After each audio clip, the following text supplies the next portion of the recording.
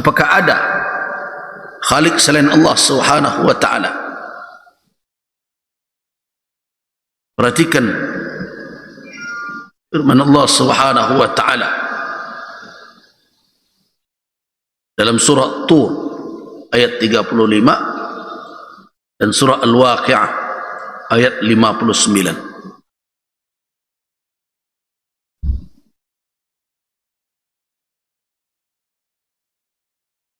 Ya.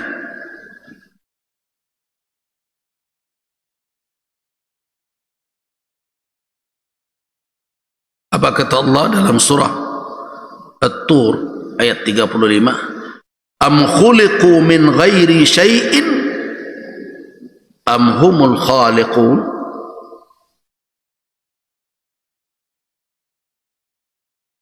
Bertemu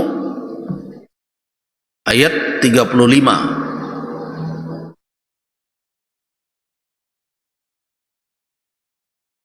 Surah At-Tur, surat 52.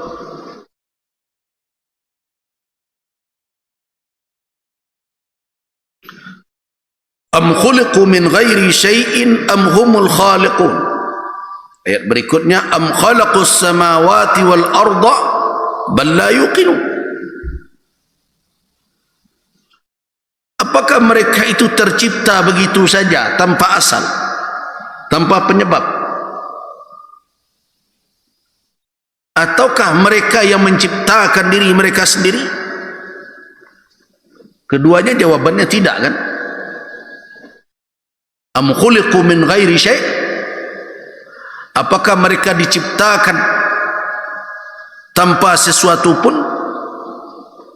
Berarti mereka ada begitu saja tiba-tiba, yang dikatakan teori tiba-tiba itu. Darwin saja tidak berani mengatakan teori tiba-tiba. Karena itu dia buat juga prosesnya sebelum jadi manusia kera. Berarti min syai'in. Walaupun dia menjatuhkan harkat manusia dan mengatakan manusia ini berevolusi dari kera.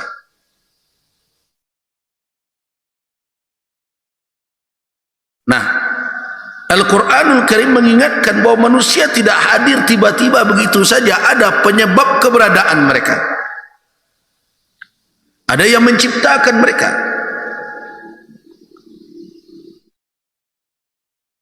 Karena itu, kalau ditanyakan oleh Allah, am khuliqu min ghairi syai'in, apakah mereka diciptakan tanpa sesuatu pun? Apakah mereka diciptakan dari sesuatu yang tidak ada? Tidak. Allah ciptakan dari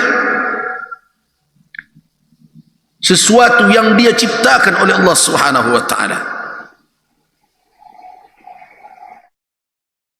Nah, karena itu Allah Subhanahu wa ta'ala mengatakan bahwa Allah menciptakan kamu sekalian dari mana? Min tin. Min syai'in. Nah, coba renungkan. Dari proses itu siapa yang menciptakan kamu? Am humul khaliqun? Apakah mereka itu yang menciptakan diri mereka sendiri? Tidak. Nah, berarti la budda, berarti mau tidak mau, kalau manusia mempergunakan akalnya, mereka akan menemukan kebenaran bahwa makhluk ini adalah sesuatu yang tercipta dan ada pencipta, dan yang menciptakan bukan mereka sendiri. Mereka pula yang menciptakan langit dan bumi? Jelas tidak. Nah, jelas akhirnya mereka sampai pada kesimpulan, kalau mereka mempergunakan nalar, bahwa yang menciptakan mereka, yang menciptakan alam semesta ini adalah yang maha melebihi dari apa yang ada dan yang berada di alam semesta ini. Dan Allah Subhanahu wa ta'ala lah yang menciptakan, ia yang memperkenalkan kepada manusia bahwa ialah Khalik seluruh makhluk. Nah, itu yang dikatakan Rabb. Nah, kalau mereka sampai pada hakikat bahwa Allah lah Rabbul Alamin, pantas enggak apa saja yang menjadi bagian dari al-alamin ini, kemudian menghadapkan ketakwaannya kepada selain Khaliqnya, tidak pantas. Jadi alasan mendasar kenapa kita hanya kepada Allah bertakwa, ketundukan dan kepatuhan hakiki yang utama hanya kepada Allah, karena kita adalah makhluknya. Itu alasan paling dasar itu. Jadi kalau ada yang mau patuh dan taat kepada jin, berarti dia makhluk jin. Begitu. Kalau dia mendahulukan ketaatan dan kepatuhannya kepada bosnya, berarti dia makhluk bosnya, begitu. Itu tidak benar. Nah, kenapa ketakwaan hanya kepada Allah? Karena Allah lah Khaliq. Jadi ayat suratul Nisa ini mengingatkan manusia akan apa? Akan alasan mendasar yang sering dilupakan oleh insan, bahwa mereka mesti harus bertakwa kepada Rabbul Alamin, karena mereka diciptakan oleh Rabbul Alamin. Itu alasan pertama. Jadi kalau ada yang mau mengatakan mau bertakwa kepada selain Allah, pertanyaan mendasar, apakah yang selain Allah itu yang menciptakan mereka? Itu makanya syirik itu adalah a'zamu dzambin. Jadi dengan memahami ayat ini, kita tahu alasan mengapa syirik itu menjadi dosa terbesar. Karena kesyirikan itu adalah menundukkan diri dalam ketaatan, kepatuhan,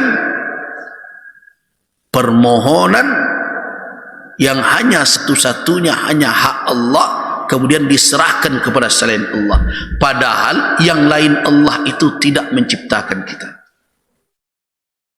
Makanya ketika ditanyakan kepada Rasul sallallahu alaihi wasallam, ayu dzambin a'zam, dosa manakah yang lebih besar, yang terbesar, adalah an taj'ala lillahi niddan, engkau jadikan Allah punya tandingan, padahal wa huwa khalaqa, hanya Allah lah yang menciptakan engkau. Jadi pencipta kita hanya Allah. Kenapa kita hadapkan ketundukan kita, ibadah kita, permohonan doa kita kepada selainnya? Nantilah cerita mengabulkan atau tidak. Yang lain kan juga tidak bisa mengabulkan. Dari sisi bahwa yang lain itu tidak ada hak sedikit pun karena dia tidak menciptakan kita. Dari sisi itu saja kita sudah tidak pantas mempersekutukan Allah Subhanahu wa taala. Kemudian kita lanjutkan, allazi khalaqakum min nafsin wahidah, yang telah menciptakan kamu sekalian dari satu diri. Inilah yang menjadi alasan utama bagi para ulama mengatakan bahwa seluruh umat manusia adalah anak cucu Adam alaihissalam. Min nafsin wahidah.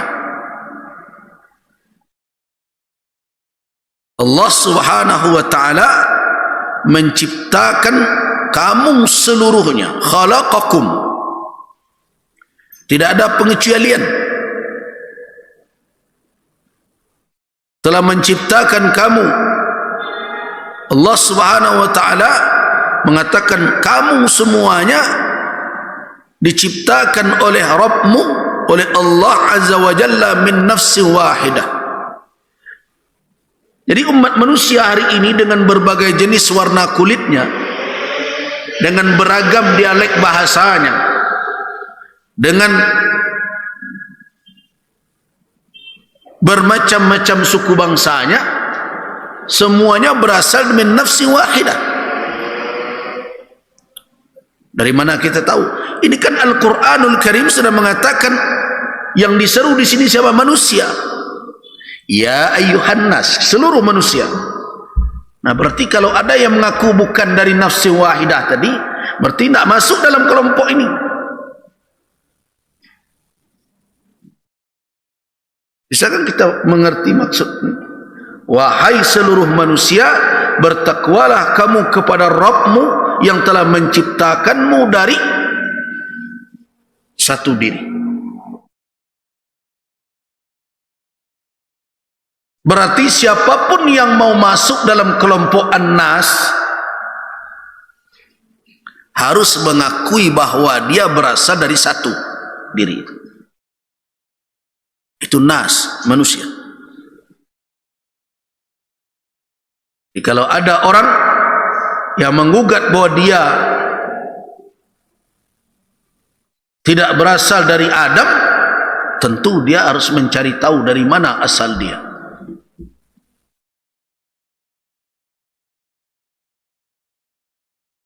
Selama dia berasal dari Adam, maka dia dituntut untuk bertakwa. Orang kafir bagaimana? Ya, orang kafir juga harus disampaikan pesan ini kepada mereka. Dan saya sudah jelaskan bahwa seluruh umat manusia setelah berakhirnya periode para nabi dan rasul di masa lalu, seluruhnya adalah umat Rasulullah Muhammad sallallahu alaihi wasallam. Jadi berarti orang Yahudi, orang Nasrani dalam keyakinan umat Islam, ya, orang-orang beragama apapun di muka bumi ini selain Islam, apakah dia umat, juga umat Nabi Muhammad sallallahu alaihi wasallam, dalam keyakinan kita iya, itu juga umat Nabi. Cuma mereka berada dalam kelompok umat yang belum lagi menjawab seruan dakwah Nabi. Itu makanya disebut mereka ummatud dakwah namanya. Sedangkan orang-orang yang telah berkenan menjawab seruan Nabi, beriman dengan Allah subhanahu wa ta'ala satu-satunya, tidak ada mempersekutukan Allah, mengimani kerasulan Nabi Muhammad sallallahu alaihi wasallam. Nah, orang-orang yang telah memenuhi hal yang demikian disebut dengan ummatul istijabah namanya, atau ummatul ijabah. Jadi pesan ini juga harus sampai kepada manusia. Harus sampai kepada manusia yang tidak beriman saat ini pun harus disampaikan. Nah, itulah tugas kita. Baru kita menyebarkan Islam sebagai rahmat untuk sekalian alam. Jadi Islam ini bukan hanya untuk orang-orang yang beriman saja. Islam ini juga harus sampai kepada orang-orang yang tidak beriman agar mereka mau merenungkan. Cuma kita tidak bisa memaksa mereka karena la ikraha fid din. Jadi jangan sampai toleransi-toleransi yang dikumandangkan itu membuat kita tidak menyadari hakikat Islam sebagai rahmatan lil alamin. Makanya saya heran, orang-orang hari ini kok melarikan rahmatan lil alamin itu kepada pembenaran kepada kekufuran, kesyirikan, ya, khurafat. Sudah jelas-jelas dia menyimpang dari jalan yang hak. Ketika diingatkan, apa katanya? Kita hidup harus toleran, gitu ya. Itu toleransi menurut seleronya surang-surang saja. Umat Islam semua kita ditugasi untuk menyampaikan apa? Seruan Allah kepada seluruh umat manusia, tapi dengan cara yang hikmah.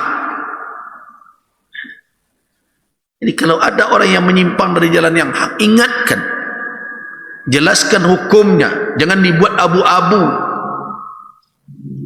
Iya, tidak, sah, batal, hak, batil. Itu tugas kita. Nah, menyampaikan kebenaran itu bukan tidak toleran. Jangan dikatakan pula itu karakter Islam yang tidak rahmatan lil alamin. Terbalik itu. Karakter Islam yang rahmatan lil alamin itu adalah menyelamatkan manusia dari apa? Dari bencana terbesar. Apa bencana terbesar yang mengintai manusia? Neraka. Apa bencana terbesar? Kurang makan. Nah. Gagal dapat kursi. Enggak. Belum bencana terbesar.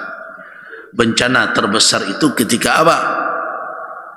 Ketika Allah Subhanahu wa ta'ala memandang makhluk dengan amarah. Di saat di hari akhir kelak dan dicampakkan mereka ke dalam neraka. Itu bencana terbesar.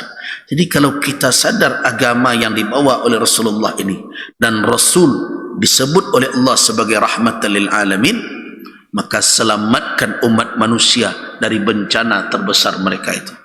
Itu rahmatan lil alamin.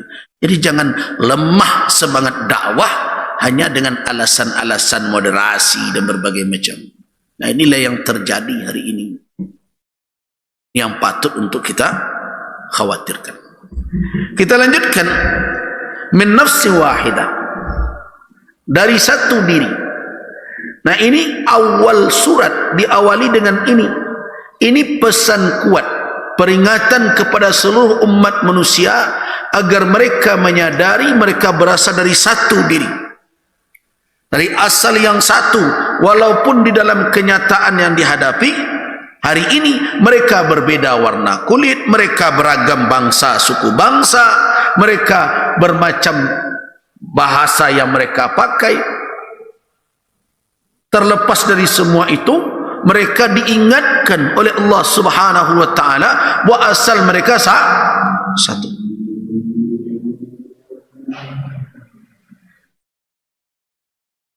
Nah, inilah yang diidentifikasi oleh para ulama yang disebut dengan Adam alaihissalam. Walaupun ada yang berbeda, bukan Adam manusia pertama, terlepaslah dari perbedaan itu, tetapi riwayat yang kita temukan yang sahih, awal manusia diciptakan oleh Allah Subhanahu wa ta'ala, yang diberikan amanah sebagai khalifah di muka bumi dan diperhadapkan kepada malaikat. Siapa? Adam. Yang lain itu hanya perkiraan. Tetapi Adam yang diciptakan oleh Allah kemudian dihadapkan kepada malaikat dan diberikan tugas sebagai khalifah, jelas sharih. Sedangkan selain Adam, biasanya ada sebagian ilmuwan yang mencoba menelusuri makna dari perkataan malaikat. Allah katakan, wa idh qala rabbuka lil malaikati inni ja'ilun fil ardi khalifah qalu ataj'alu fiha may yufsidu fiha wa yasfiku ad-dima wa nahnu nusabbihu bihamdika wa nuqaddisu lak. Nah, ilmuwan mengatakan ada peluang dari isyarat Al-Quran ada makhluk sebelum Adam. Ini yang kadang-kadang dijabar-jabarkan, tapi yang jelas itu tidak sharih Al-Quran mengatakan. Dan kemungkinan penafsiran seperti itu mungkin saja, tidak ada kepastian. Tetapi yang jelas di dalam Al-Quran tersebut bahwa Allah Subhanahu wa ta'ala menciptakan Adam dan memberitahukan kepada malaikat bahwa ia akan dibebani sebagai khalifah di muka bumi. Itu yang jelas, zahir dari nas. Nah, sedangkan ada berpendapat ada sebelum Adam. Dari mana mereka mengatakan itu?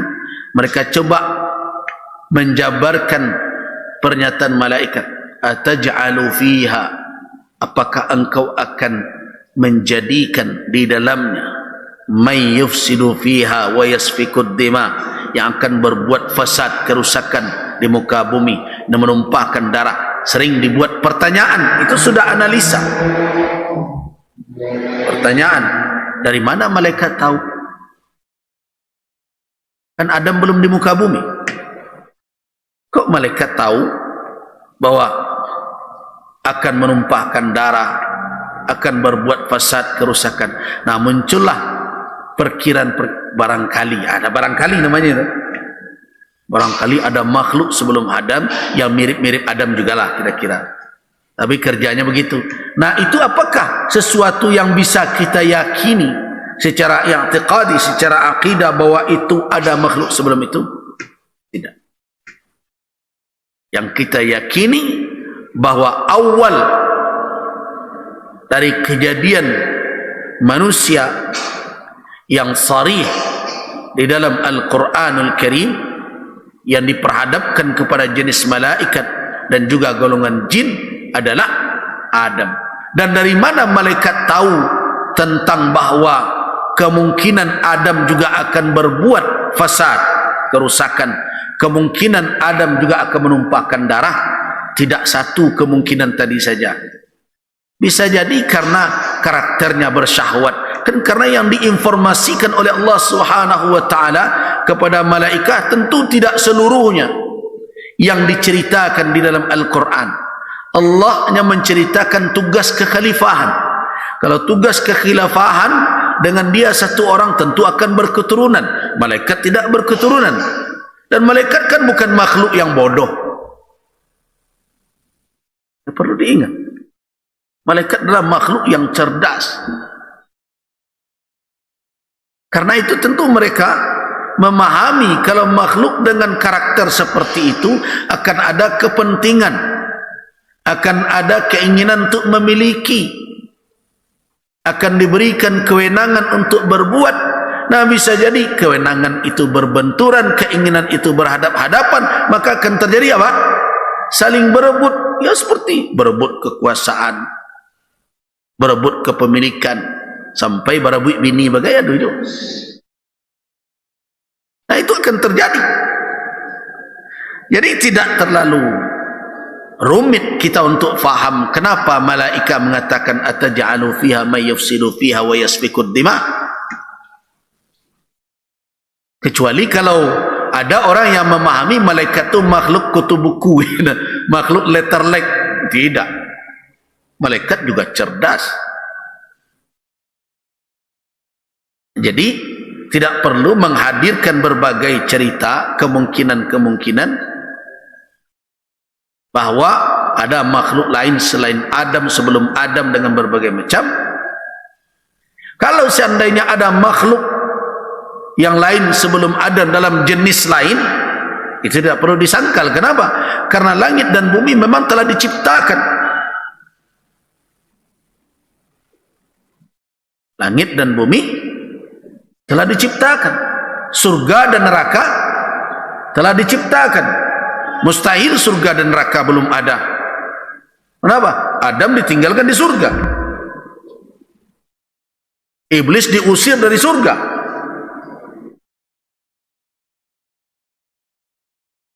Nah, jadi karena itu saya tidak termasuk yang tertarik dengan berbagai narasi yang katanya ilmiah yang mengatakan bahwa ada makhluk dahulu sejenis manusia pula sebelum Adam. Saya katakan yang jenis manusia sejauh yang kita baca dalam Al-Quranul Karim, Adamlah yang pertama, dan itulah yang dikhitab oleh Allah, ya ayyuhan nas. Nah, kalau ada makhluk lain sebelum Adam, kita tidak sebut itu an-nas. Ada hewan, ya, karena Adam diperkenalkan seluruh nama. Ada makhluk-makhluk lain yang telah diciptakan oleh Allah Subhanahu wa taala, dan alam semesta telah diciptakan oleh Allah Subhanahu wa taala, bahkan surga dan neraka telah diciptakan oleh Allah Subhanahu wa taala sebelum Adam alaihissalam diciptakan. Benar adanya.